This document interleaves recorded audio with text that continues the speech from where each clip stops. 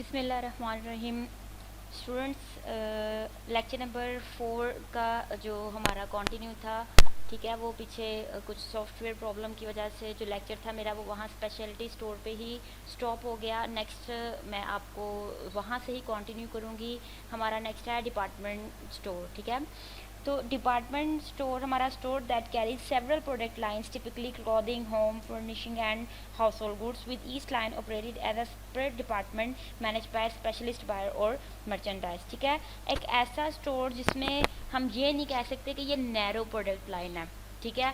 अगर यहाँ पे क्लॉथिंग है तो सिर्फ क्लॉथिंग ही मिलेगी, अगर ये जूते हैं तो सिर्फ जूते ही मिलेंगे। वो डिफरेंट वैरायटी जो है लेकर बैठे होते हैं कि जी हमारे पास फ्लां प्रोडक्ट भी है, फ्लां भी है, फ्लां भी है, फ्लां भी है। वो डिफरेंट प्रोडक्ट्स को एक डिपार्टमेंट स्टोर में लेकर जो है वो चल रहे होते हैं। तो डिपार्टमेंट स्टोर वो होता है जो बहुत सारी प्रोडक्ट लाइंस को कैरी करता है, और इसमें हमारे पास जो बेसिकली प्रोडक्ट्स आती हैं वो हमारी घरों की, जो हमारी फर्निशिंग की, हमारी हाउस होल्ड की गुड्स होती हैं। टूथपेस्ट है, दालें, नमक, मिर्च, ठीक है, हर तरह की ये जो हमारी घरेलू चीज़ें होती हैं वो डिपार्टमेंट स्टोर में आती हैं। नेक्स्ट हमारे पास आता है सुपर मार्केट्स। सुपर मार्केट्स में जिस तरह हमारे पास गुजरांवाला में एक ही सबसे बड़ी एग्जांपल है इम्तियाज़ सुपर मार्केट, ठीक है। सुपर मार्केट बेसिकली होता है क्या है, a relatively large low cost low margin, ठीक है। लो कॉस्ट मतलब कि अगर आपको लेस चिप्स का पैकेट बाहर से 50 रुपये का मिल रहा है तो वो आपको 47 या 45 का देंगे, ठीक है। अगर बाहर से 35 का है तो आपको वो 30 का देंगे। तो लो कॉस्ट लो मार्जिन उनका जो एक वो कहते हैं ना मार्जिन उनका होता है वो प्रोडक्ट में कम होता है रिटेलर की निस्बत, ठीक है। high volume self service operation designed to serve consumer a total needs of grocery and household product। Self service का वर्ड इसमें क्यों यूज़ किया गया है?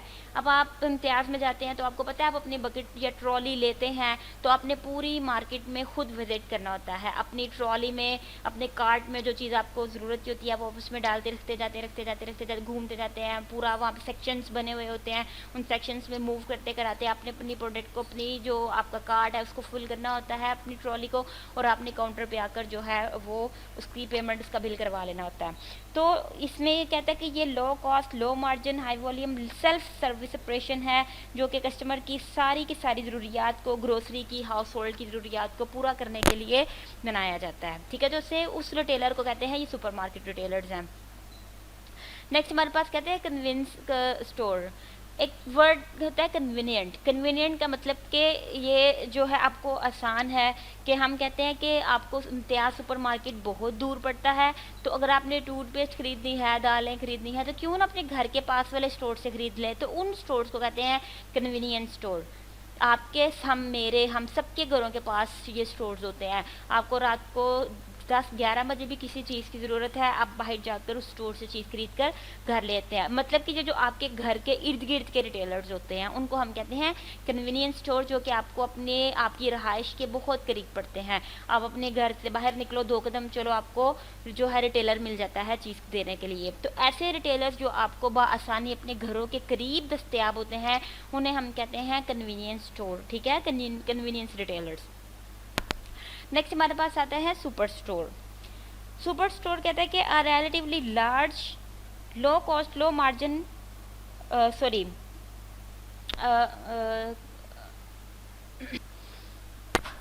कहते हैं super store a store much larger than a regular supermarket that offers a large assortment of routinely purchased foods, products, non-foods items and services। अब super store, हम कन्वीनियंस स्टोर में मैंने आपको बताया कि वो जो आपके घरों के पास, अब ये जो सुपर स्टोर है ये इसका जो है वो आप कह सकते हैं कि ये सब जो है हेडिंग है कन्वीनियंस स्टोर की। हमारे पास कन्वीनियंस स्टोर में 3 सब हेडिंग्स हैं, जिसमें एक है हमारे पास सुपर स्टोर, एक है कैटेगरी किलर और दूसरा है सर्विस रिटेलर। अब ये तीनों होते क्या हैं, ठीक है। सुपर स्टोर में कहता है कि वो स्टोर जो हमारे रेगुलर स्टोर या रेगुलर सुपरमार्केट से थोड़ा बड़ा होता है और आपकी जो फूड और नॉन फूड आइटम्स को जो है कवर अप कर रहा होता है, ठीक है। हमारे पास उसके बाद आते हैं कैटेगरी किलर। कैटेगरी किलर वो होते हैं जो किसी कैटेगरी में चल रहे होते हैं, ठीक है। Gain specialist store that carries a very deep assortment of a particular line. जिसमें मैंने आपको पहले भी बताया कि आपके पास जो है ये स्पेशलिटी स्टोर या कैटेगरी किलर के ये कुछ कैटेगरीज के साथ चल रहे होते हैं। और सर्विस रिटेलर वो होते हैं जो आपको प्रोडक्ट नहीं देते बल्कि सर्विसेज दे रहे होते हैं, जैसे आपके एयर होस्टेस हैं, एयरलाइंस हैं, होटल्स हैं, बैंक हैं, कॉलेजेस हैं। और ये जिस तरह आप कॉलेज में पढ़ने आते हो तो आप कुछ शॉपर में डाल के तो नहीं घर लेकर जा रहे हो ना, आप माउथ टू माउथ आप बैठे हो, मैं आपको पढ़ा रही हूँ, आप पढ़ रहे हो, तो ये है सर्विस रिटेलर। आपका कॉलेज आपका सर्विस रिटेलर है, ठीक है। तो ये डिफरेंट टाइप्स हैं रिटेलर्स की कि कौन कौन सा रिटेलर अपनी लिमिट में रहते हुए आपको क्या क्या चीज़ जो है प्रोवाइड कर रहा है। नेक्स्ट हमारे पास है डिस्काउंट स्टोर्स। वो इस तरह के बाकायदा स्टोर्स की जो एक एग्जांपल है वो हमारे यहाँ पर नहीं मिलती कि हम कहें कि ये हमारा फ़लाँ डिस्काउंट स्टोर है, लेकिन बेसिकली डिस्काउंट स्टोर होता क्या है, जो कहता है कि हमारे पास यहाँ पर उसने एग्जांपल आपको दी है टारगेट, कोल्स और वॉलमार्ट की, ठीक है। Sell stranger merchandise at lower price by accepting lower margin and selling higher volume, ठीक है। कि वो स्टोर जो आपको retail operation that sell standard merchandise at lower prices by accepting lower margin and selling at higher volume, ठीक है। इनका जो मकसद होता है, उनकी जो सेल होती है वो हाई वॉल्यूम पर होती है, इनका जो कॉस्ट है वो लो लेवल पे होती है और जिनका मार्जिन है वो हाई लेवल पे होता है। इसको आप कंपेयर कर सकते हैं अपने ये जो सुपर मार्केट सुपर स्टोर के साथ, क्योंकि वो भी अपना लो कॉस्ट, लो मार्जिन और हाई वॉल्यूम रखते हैं। Same as it is discount store भी उनकी कोशिश होती है कि हाई वॉल्यूम पे प्रोडक्ट सेल हो, लेकिन हमारा जो उनका जो मार्जिन होता है वो कम होता है, उनकी जो प्राइजेज होती हैं, जो कॉस्ट होती है वो भी दूसरे स्टोर के निस्बत लो होती है, ठीक है। अब आपके पास इसमें जो डिस्काउंट स्टोर हैं उसमें सबसे पहले हमारे पास आता है off price retailer. Off price retailer कहता है retailer that buy that least less than regular wholesale price and sell at the less than retail price. हम कहते हैं कि हमारे रिटेलर जो हैं वो होलसेलर से प्रोडक्ट खरीदते हैं और आगे जो है वो सेल करते हैं। तो ऑफ प्राइस रिटेलर में वो रिटेलर होते हैं कि जो होलसेलर से रेगुलर प्राइस से भी कम प्राइस पर जो है चीज़ को ख़रीदते हैं, जो उनका टारगेट होता है वो उससे less than regular wholesale price से भी कम प्राइस पे ख़रीदते हैं, और वो जो बेचते हैं वो रिटेलर से भी कम प्राइस पर बेचते हैं, ठीक है।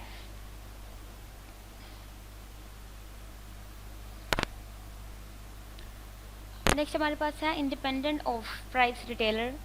इंडिपेंडेंट ऑफ प्राइस रिटेलर हमारे वो होते हैं जो इंडिपेंडेंटली काम कर रहे होते हैं। उन एक रिटेलर होते हैं जिसमें हम कहते हैं कि वो अपने जो एक चेन में बंधे हुए होते हैं, डिपेंड कर रहे होते हैं अपने जो है वो होलसेलर के ऊपर। इंडिपेंडेंट वो होते हैं जो बेसिकली किसी होलसेलर के ऊपर डिपेंड नहीं कर रहे होते, वो इंडिपेंडेंटली काम कर रहे होते हैं। इंडिपेंडेंटली कहता है कि independent wholesale retailer either or independently own and run or division of large retail corporation. Although many of price operations may run by smaller independents, most large price retailer operations and owned by bigger retailers chains. इसमें हमारे पास कहता है कि उनकी ये जो independent retailers होते हैं ये इंडिपेंडेंटली चेन बनाकर काम कर रहे होते हैं, ठीक है। उनके ऊपर कोई वो प्रेशराइजेशन और डिपेंडेंस नहीं होती, वो इंडिपेंडेंटली चीज़ों को लेते हैं, इंडिपेंडेंटली जो है वो आगे अपने जो फाइनल बायर्स होते हैं उन तक चीज़ को पहुंचाते हैं, वो पूरी एक चेन में काम कर रहे होते हैं, ठीक है। उसके बाद नेक्स्ट हमारे पास है फैक्ट्री आउटलेट। फैक्ट्री आउटलेट में आपने देखा होगा कि इसमें हमारे पास जिससे हम कहते हैं ना इन्होंने हमारी फ्रेंचाइज खरीद ली है, ये हमारी आउटलेट अब खाड़ी है, खाड़ी की आउटलेट आपको इतिहास में भी मिलेगी, सेटला टाउन में भी मिलेगी, लाहौर में भी मिलेगी। मतलब क्या अब वो नाम एक है, फैक्ट्री एक है, ठीक है, उनका हेड एक है, लेकिन वो डिफरेंट आउटलेट्स हैं जो जगह जगह पे काम कर रही हैं। आपको ये तो नहीं होगा कि आपके घरों के पास जाएं और आपको खाड़ी का सूट मिल जाए, नहीं, खाड़ी के लिए आपको खाड़ी की आउटलेट तक ही पहुंचना पड़ता है, तो उसे कहते हैं हम factory outlet. And off price retailing operation that is on and operated by a manufacturer and normally carries the manufactured surplus discounted और इरीगेटेड गुड्स। अब ये जो आउटलेट के लोग होते हैं ना फैक्ट्री आउटलेट के, जिस तरह ये खाड़ी की आउटलेट्स चल रही हैं, गुल अहमद की आउटलेट्स चल रही हैं, सफीनास की आउटलेट, इन सारी आउटलेट्स के जो रिटेलर्स होते हैं ना वो फैक्ट्री की प्राइस के साथ चल रहे होते हैं। सेल लगेगी तो हर जगह लगेगी, डिस्काउंट आएगा तो हर जगह आएगा, प्राइस कम ज़्यादा होगी तो हर जगह होगी। मतलब ये पीछे फैक्ट्री के साथ एक अपना कनेक्शन रख के उनके आउटलेट के साथ चल रहे होते हैं। नेक्स्ट हमारे पास आता है वेयर हाउस क्लब, ठीक है।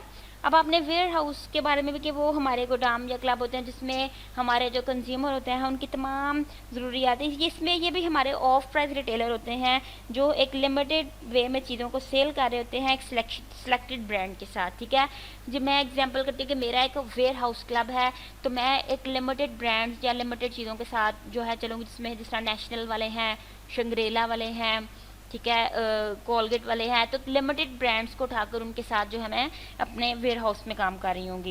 And off price retailer that sells a limited selection of brands name grocery items, appliances, clothing and other goods and deep discount to members who pay annual membership fee. ठीक है ना, कहते हैं कि इसमें हमारे जो मेंबर्स होते हैं उनकी मेंबरशिप होती है। अब अगर आपने ये मेंबरशिप का वो देखा होगा कि हमारे ये जो यहाँ पे लिबर्टी में पिज़्ज़ा वाले हैं, इसके अलावा वो हमारे इटालियन वाले या आप पिज़्ज़ा हट वाले, वो आपको एक मेंबरशिप जो है वो देते हैं कि इस मेंबरशिप फ़ी के साथ हम अपने फ़लाँ कस्टमर को इतना डिस्काउंट देंगे। गोल्डन मेंबरशिप, सिल्वर मेंबरशिप, या जब आप सिंपलेक्स पे चले जाओ अगर आप उनके रजिस्टर्ड मेंबर हो तो वो आपको जो है एक ऑफ प्राइस डिस्काउंट देंगे कि ये हमारे रजिस्टर्ड मेंबर हैं या मेंबरशिप फ़ी पे कर रहे हैं तो हमने इनको ये फ़लाँ डिस्काउंट देना है।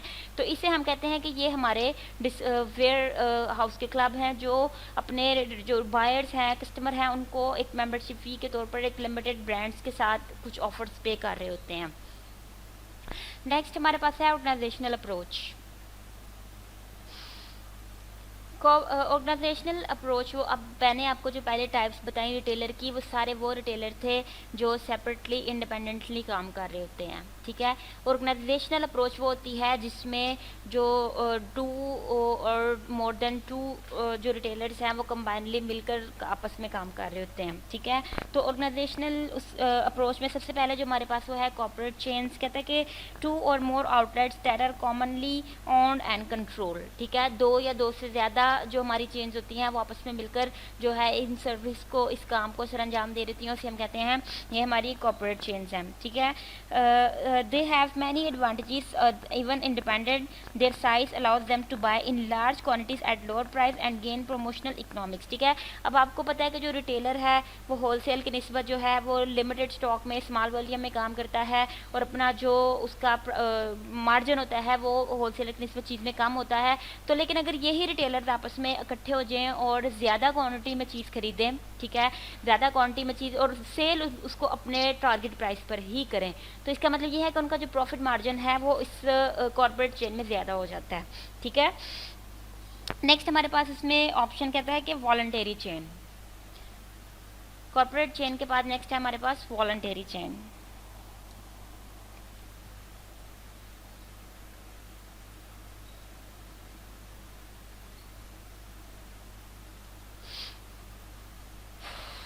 वॉलंटरी चेन में हमारे पास कहते हैं कि warehouse sponsored group of independent retailers engage in group buying and merchandising. इसमें हमारे पास जो वॉलंटरीली जो लोग हैं उस चेन में शामिल होते हैं। ठीक है, मैं रिटेलर हूँ, आप रिटेलर हैं, दूसरा तीसरा बंदा रिटेलर है, हम तीनों, हम कोई ऑर्गेनाइजेशन नहीं है, किसी कॉर्पोरेट पे नहीं बंधे हुए हैं, हम लोग इंडिपेंडेंट रिटेलर्स हैं जो आपस में वॉलंटरी मिलकर एक चेन बना लेते हैं। समझ आ रही? ठीक है, हम किसी ऑर्गेनाइजेशन के रिटेलर नहीं है, किसी ऑर्गेनाइजेशन या किसी कॉर्पोरेट या किसी कंपनी के साथ काम नहीं कर रहे, हम वॉलंटरी रिटेलर्स हैं और मिलकर इंडिपेंडेंट रिटेलर हैं जो मिलकर अपनी मर्जी से वॉलंटरीली एक चेन में बन जाते हैं, एक ग्रुप में बन जाते हैं। ठीक है, नेक्स्ट हमारे पास है रिटेलर कोऑपरेटिव।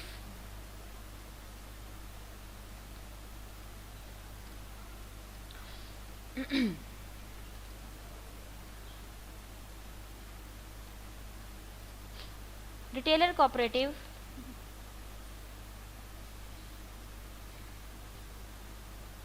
इसमें जो हमारे रिटेलर होते हैं वो मिलकर अपनी एक जॉइंट ऑर्गेनाइजेशन बना लेते हैं। ठीक है, कहते हैं group of independent retailers who jointly establish a central bank organization and conduct joint promotion effort. इसमें जो रिटेलर्स हैं हमारे वो मिलकर एक जॉइंट ऑर्गेनाइजेशन, छोटी, मैंने आपको जो आपने बीकॉम में आगे पीछे पढ़ा होगा कि एक चीज़ होती है कॉर्पोरेट करके, कॉर्पोरेटिव सोसाइटीज या कॉर्पोरेट बिजनेस, तो ये रिटेलर्स मिलकर वो एक कॉर्पोरेट बिजनेस या कॉर्पोरेट ऑर्गेनाइजेशन एक हब बनाते हैं कि हमने यहाँ पे जो है कॉर्पोरेटिव वे में आपस में एक दूसरे के साथ काम करना है। इससे का क्या फ़ायदा होता है, ऐसे उनका जो प्रॉफिट मार्जिन है ना वो ज़्यादा हो जाता है। ठीक है, नेक्स्ट हमारे पास है फ्रेंचाइज ऑर्गेनाइजेशन।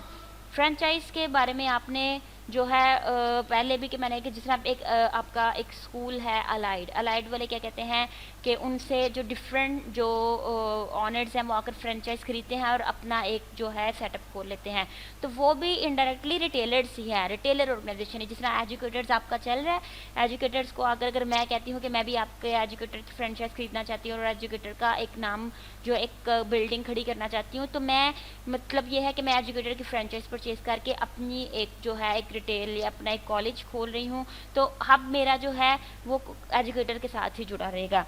तो कहते हैं कि cultural association between a franchisor, a manufacturer, wholesaler और सर्विस ऑर्गेनाइजेशन के एंड फ्रेंचाइजर। इसमें हमारे जो मैन्युफैक्चरर जिस तरह आप एजुकेटर के ऑनर हैं, डायरेक्टर्स हैं, बेसिकली तो वही रहेंगे, और मैं आगे से आकर एक रिटेलर बनकर उनसे उनकी एक फ्रेंचाइज खरीद रही हूँ और एक नया सेटअप लगा रही हूँ, तो इसे कहते हैं फ्रेंचाइज ऑर्गेनाइजेशन। ठीक है, कि अगर मैं एजुकेटर की फ्रेंचाइज खरीद कर या उनसे उनका नाम खरीद कर एक सेटअप एक बिल्डिंग बनाती हूँ, तो इसका मतलब है कि मैं एजुकेटर के नाम पे एक फ्रेंचाइज ऑर्गेनाइजेशन खोल रही हूँ। ठीक है, तो ये भी रिटेलर की ही एक किस्म है।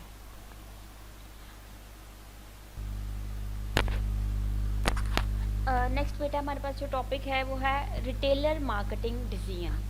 रिटेलर मार्केटिंग डिसीजन, हमारे जो रिटेलर्स होते हैं या जो बिजनेसमैन होते हैं ना, इनका जो पर्पस होता है ना वो ज़्यादा से ज़्यादा प्रॉफिट सीकिंग होता है। ठीक है, retailers are always searching for new marketing strategies to attract and hold customers. ठीक है, उनका फोकस हमेशा नई से नई स्ट्रेटजी की तरफ होगा जिससे उनका जो कस्टमर है जो उनके साथ जो है वो बंधा हुआ रहे, जुड़ा रहे, उनको छोड़कर कंपटीटर की तरफ मत जाए। ठीक है, तो इसके लिए जो हमारे रिटेलर होते हैं उनको किस तरह के डिसीजंस, किस तरह की स्ट्रेटजीज बनानी पड़ती हैं। ठीक है, ये हमारे पास मैंने आप लोगों को एक चीज़ पढ़ाई होगी, पीछे हमने पढ़ी थी सेगमेंटेशन करना, अपनी प्रोडक्ट को सेगमेंट करना। हम सेगमेंटेशन के बारे में, सेगमेंटेशन क्या है, मार्केट सेगमेंटेशन, प्रोडक्ट सेगमेंट, मैंने हर चीज़ आपको पीछे डिटेल में पढ़ा, एक पूरा चैप्टर है जिसे मैंने आपको डिटेल से पढ़ाया हुआ है। तो ये सारी चीज़ें सेगमेंटेशन, टारगेटिंग, डिफ्रेंशिएशन, पोजीशनिंग, मुझे नहीं लगता कि मैंने आपको जितनी डिटेल में ये पढ़ाया है इसको दोबारा से मुझे जो है आपको एलैबोरेट करने की वन बाय वन ज़रूरत है, क्योंकि मैं आपको पीछे चैप्टर में पूरा सारा इसके बारे में बता चुकी हूँ कि अपने प्रोडक्ट को सेगमेंट करना, कि सेगमेंट्स बनाना अपनी प्रोडक्ट के, फिर उसको टारगेटिंग में लेके आना कि हमारा टारगेट कस्टमर या टारगेट मार्केट कौन सी है, डिफ्रेंशिएट अपनी प्रोडक्ट को अपने कंपटीटर से डिफ्रेंशिएट करना, उसको वैल्यूएबल बनाना, और आपकी पोजीशनिंग कि अपने मार्केट में किस जगह किस टाइम पे अपनी क्या पोजीशन आपने अपनी मार्केट में बनानी है अपनी प्रोडक्ट की। ठीक है, तो ये सारी चीज़ें जो है वो हमारी इसके इम्पेक्ट करती है हमारे रिटेलर मार्केटिंग डिसीजन के ऊपर। ठीक है, नेक्स्ट हमारे पास है product assortment and service decision. हमने प्रोडक्ट की असॉर्टमेंट और सर्विस का डिज़ाइन करना होता है कि असॉर्टमेंट का मतलब होता है चुनाव करना। ठीक है, हम अगर मैं बिज़नेस स्टार्ट करने जा रही हूँ तो मेरी सबसे पहले मैंने प्रोडक्ट को असॉर्ट करना होता है कि मैं किस प्रोडक्ट के साथ काम करना चाहती हूँ, मेरी प्रोडक्ट लाइन क्या है, नैरो प्रोडक्ट लाइन है जो है वो वाइड प्रोडक्ट लाइन है, क्या मेरा जो है फोकस किस चीज़ की तरफ है। उसके बाद मैंने अपना प्राइस डिसीजन लेना होता है कि मैंने आपको प्राइस सेटिंग के बारे में भी पूरा पीछे चैप्टर में पढ़ाया हुआ है कि प्राइस कैसे सेट की जाती है, किन किन स्ट्रेटजीज़ को, किन किन चीज़ों को मद्देनज़र रखते हुए प्राइस डिसीजन लिया जाता है। ठीक है, प्राइस डिसीजन लेना होता है। उसके बाद हमने देखना होता है कि हमारी प्रमोशन हमने क्या देनी है, प्रमोशनल प्राइस देनी है या by one get one promotion देनी है, या हमने एक प्रोडक्ट के साथ दूसरी प्रोडक्ट फ्री देनी है। हमने प्रमोशन डिसीजन करना होता है। फिर हमने प्लेस डिसीजन लेना होता है कि किस जगह पर, लाहौर में, गुजरांवाला में, किस शॉपिंग सेंटर में, किस जगह पे हमने अपनी जो प्रोडक्ट है उसको लॉन्च करना है, इंट्रोड्यूस कराना है, जहाँ पे हमारे कस्टमर की जो रेंज है वो हमें ज़्यादा मिले। ठीक है,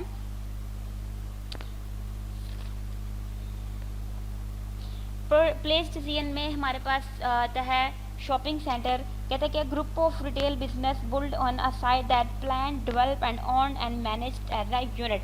शॉपिंग सेंटर के जिस तरह हम कहते हैं ना, ये हमारा शॉपिंग सेंटर है, यहाँ पे बहुत सारे रिटेलर जो हैं वो एक कहते हैं कि एक हब की सूरत में एक दूसरे के साथ जुड़े हुए होते हैं और जो हमें प्रोडक्ट है वो प्रोवाइड कर रहे होते हैं। ये हमारा होता है शॉपिंग सेंटर। नेक्स्ट हमारे पास है retailing trends and development.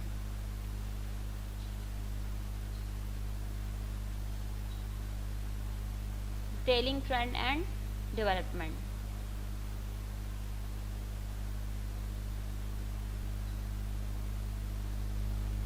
Retailer trends में हमारे पास ऐसा है tighter consumer spending. Tighter consumer spending का बेसिकली जो मीनिंग है वो हम इसमें लेते हैं कि कंज्यूमर का एक टफ टाइम।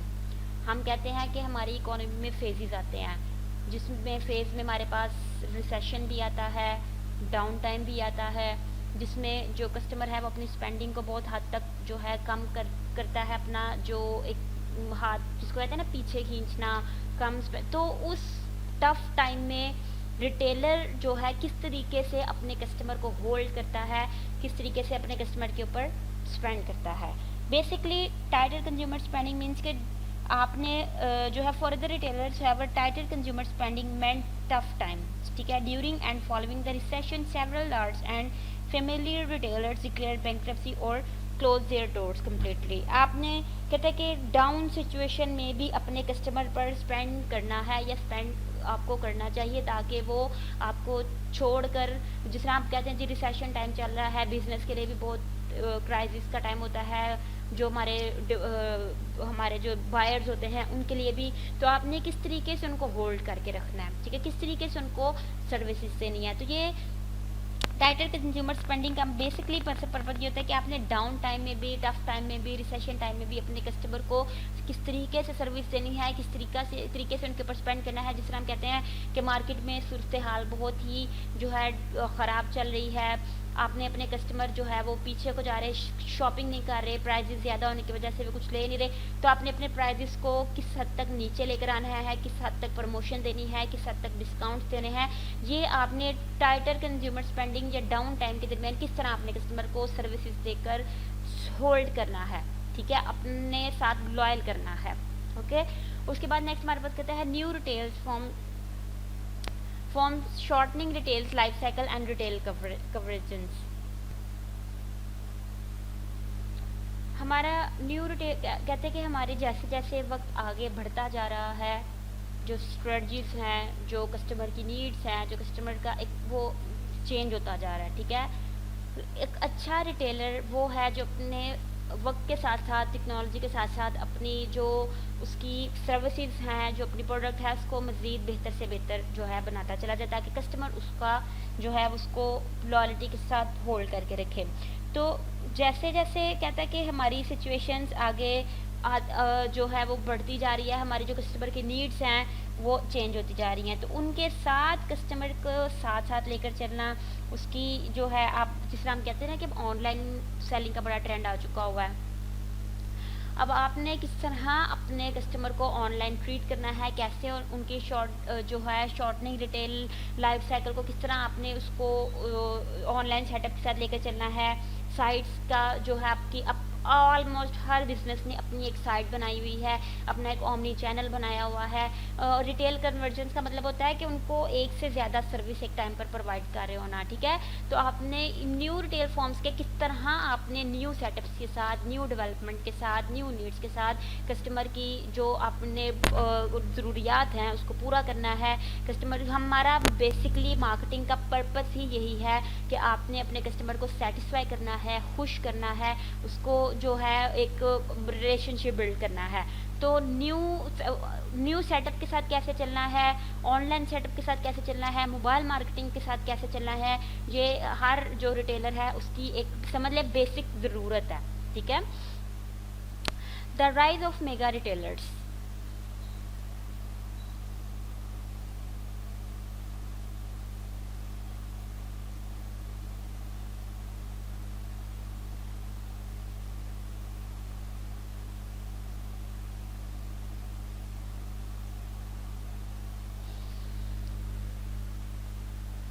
आपने the rise of mega retailers में कहते हैं कि आपने किस तरह से, मैंने आपको पीछे बताया कि ऑर्गेनाइजेशनल अप्रोच होती है, वॉलंटियरली रिटेलर्स आपस में एक दूसरे के साथ जुड़ते हैं। जब ये डिफरेंट रिटेलर्स आपस में एक दूसरे के साथ जुड़ते हैं तो एक मेगा रिटेलर्स बनते हैं, ठीक है। तो ये आजकल का ट्रेंड है, ठीक है। हमें आजकल के ट्रेंड और डेवलपमेंट पे बात करनी है ना, तो आज ये जो रिटेलर्स आपस में मिलकर एक हब बनाते हैं, मिलकर एक ऑर्गेनाइजेशन बनाते हैं, कॉपरेशन बनाते हैं, उसे हम कहते हैं राइज ऑफ मेगा रिटेलर्स के। ये कैसे मिलकर अपनी जो है कस्टमर की हम अच्छा, जब मेगा रिटेलर्स आपस में मिलते हैं, एक मेगा रिटेलर्स बनते हैं, तो उनकी ऑटोमेटिकली जो प्राइस रेंज है वो एक सेपरेट रिटेलर की निस्बत कम होती है, उनकी सर्विसेज ज़्यादा हो जाती हैं, उनके डिस्काउंट्स ज़्यादा हो जाते हैं, उनकी प्राइस लो चले जाती है। तो ये जो ट्रेंड है ये कस्टमर के लिए बहुत बेनिफिशियल होता है, ठीक है। वो जो है इस चीज़ को बहुत ज़्यादा, इस सर्विस को एंजॉय करता है। तो ये जो ट्रेंड है ये ज़रूर रिटेलर्स को जो है कस्टमर तक पहुंचाना चाहिए कि मिलकर एक जो है मेगा रिटेलर की शक्ल में आए और अपने कस्टमर को जो है वो उनकी मेगा रिटेलर्स की तरह उनकी सर्विसेज भी मेगा हो अपने कस्टमर के लिए। नेक्स्ट हमारे पास है growth of direct online mobile and social media retailing, ठीक है। ओमनी चैनल के बारे में मैंने आपको पहले ही जो है बता दिया है कि ये जो हमारे ये जो ओमनी चैनल्स हैं, ये दोबारा देखिए नीचे इसका जिक्र हो रहा है कि ओमनी चैनल्स में कि हमने किस तरीके से अपनी ऑनलाइन मार्केटिंग को डायरेक्ट जो हमारी मीडिया रिटेलिंग है इसको हमने किस तरीके से ज़्यादा, इंस्टाग्राम खोल लें, फेसबुक खोल लें, एप्स देख ले, Draz.bk, अब ये हमारे पास फूड पांडा है, अब फूड पांडा के साथ चीटे है। ये सब चीज़ें क्या है, ये इसी की एग्जाम्पल है जिसमें हम ऑनलाइन और सोशल मीडिया में अपनी ये जो खिदमात कह सकते हैं ना, इसको हम बढ़ा रहे हैं, ठीक है। तो हम ये हमारा लेटेस्ट ट्रेंड है, ये हमारा डेवलपमेंट का ट्रेंड है। तो हमने बात करनी है कि हमारे आज के जो रिटेलर हैं वो किस तरीके से हमें क्या क्या सर्विस दे रहे हैं। तो online marketing, mobile market, apps के ज़रिए, और सोशल मीडिया, ठीक है, वेबसाइट बनाना, ओमनी चैनल बनाना, या इसको जो हमारी growing importance of the retail technology, जितना ज़्यादा हम अपने कस्टमर को जो है वो ईज़ देंगे उतना ही कस्टमर हमारे साथ ज़्यादा जो है वो क्लोज होता जाएगा, ठीक है। उसके बाद हमारे पास है ग्रीन रिटेलिंग, जिसका ग्रीन रिटेलिंग सिंपली वर्ड्स में आपको बताऊं कि ग्रीन रिटेलिंग में हम कहते हैं कि इंक्रीज एफिशिएंसी,